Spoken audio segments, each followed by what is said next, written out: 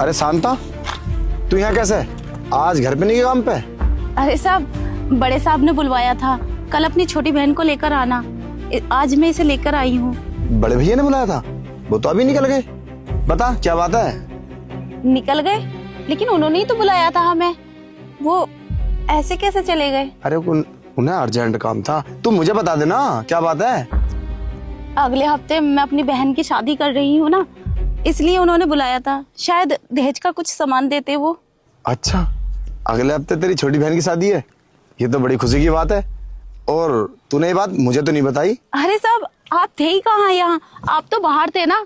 आप बता रही हो ना आपको, आप भी शादी में आना। अच्छा चल, कोई बात नहीं। और हाँ, शादी में कोई भी दिक्कत हो तो मुझे बताना, कोई भी हेल्प चाहिए तो। नहीं साहब, पैसों की जरूरत नहीं है। मैंने अपना खेत बेच दिया है, कल पैसे मिल जाएंगे और उसी से ही मैं सारा सामान खरीद लूंगी और बहुत अच्छे से मेरी बहन का ब्याह हो जाएगा।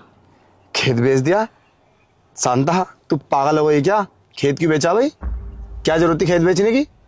वो जहाँ रिश्ता लगा है ना, वो बहुत बड़े लोग हैं, बहुत अमीर हैं। दहेज मांग रहे थे तो मैंने सोचा दहेज भी दे दूंगी और 10 लाख रुपए दहेज में भी डाल दूंगी। ये क्या बात हुई? दहेज में पैसे मांग रहे? और ऐसा क्यों? और तू ऐसे लोगों को घर में रिश्ता करेगी इसका, जो मुंह से पैसे मांग रहे हैं? तो बहुत गलत बात है। अरे साहब, बस मैं अपनी बहन को खुश देखना चाहती हूँ। अगर अच्छे से शादी हो गई तो मेरी बहन खुश रहेगी। अरे शांता, तू पागल हो गई है? अरे बड़े घर में रिश्ता लगा तो क्या तू 10 लाख रुपए देगी? और इसकी क्या गारंटी है कि तेरी बहन खुश रहेगी? तुम लोगों की वजह से ना ये दहेज मांगने वालों को बढ़ावा दिया जा रहा है।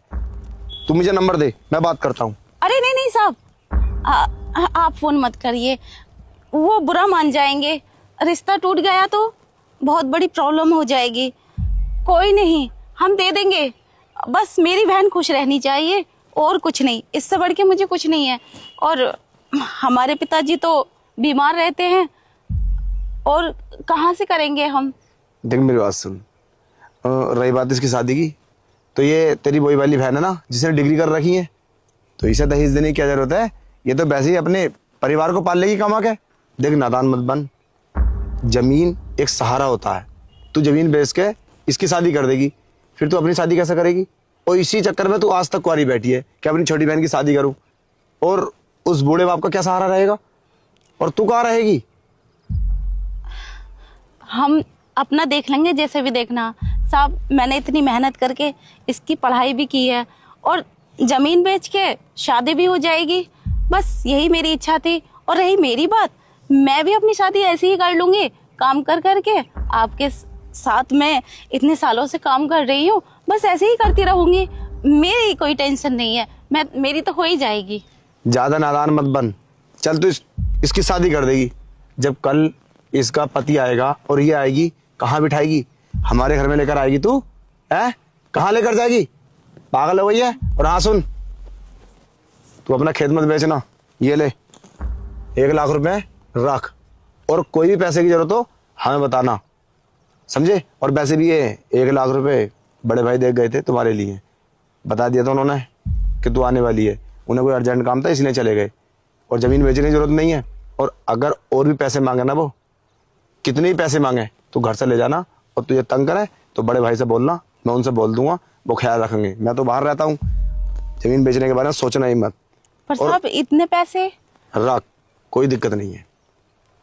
और हाँ, ये पैसे तुझे चुकाने की भी जरूरत नहीं है, ये मेरी तरफ से है। और भी पैसे की जरूरत हो तो बेझिझक मांग सकती है। अरे तूने हमारे घर में काम किया है और इतना बड़ा डिसीजन लिया है, तूने इसे डिग्री कराई है और इसकी शादी का फैसला लिया है, तो क्या हमारा अधिकार नहीं है कि तेरी मदद करें, ये तुझे पैसे दे? अरे हमेशा तूने हमारे घर में काम किया है, तो आज तुझे जरूरत है तो हम तेरे लिए खड़े हैं ना। क्यों परेशान होती है?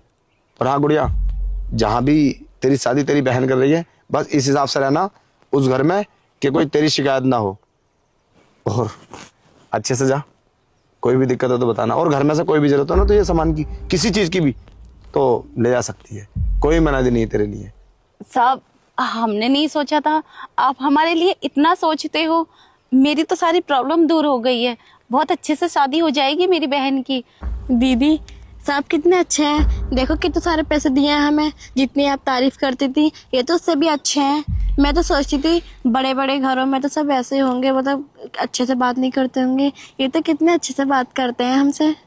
हाँ, मैंने बोला था ना, जहाँ मैं काम करती हूँ वो लोग बहुत अच्छे हैं और बहुत ज़्यादा अमीर भी, लोगों की मदद भी करते हैं। लेकिन जितनी हमारी मदद कर दी, हमारी सोच से भी ज़्यादा है।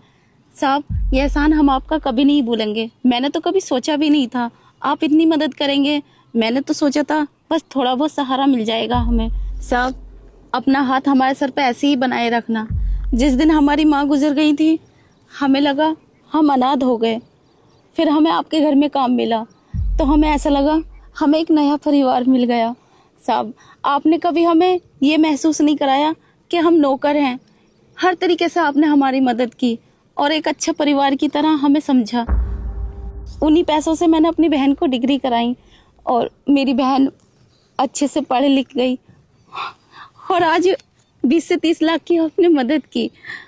हम आपका एहसान कैसे भुलाएंगे साहब। हमने कभी सोचा भी नहीं था आप इतने अच्छे होंगे। अरे शांता, रो मत, पागल हो गई है क्या? और हमने कोई एहसान नहीं किया तेरे ऊपर। इंसान इंसान की मदद करता है, समझे? और ये सब इस बार का हुक्म होता है। तू बिल्कुल चिंता मत कर और तुझे एहसान मानने की ज़रूरत नहीं है। हमने बस अपना फ़र्ज निभाया है और कोई भी परेशानी हो तुझे एनी टाइम बता सकती है। और हाँ, मम्मी मार्केट गई हैं कुछ इसके लिए कपड़े लेने और कुछ दहेज लेने के लिए। शाम को ले जाना, ठीक है? जाओ आप। ठीक है साहब।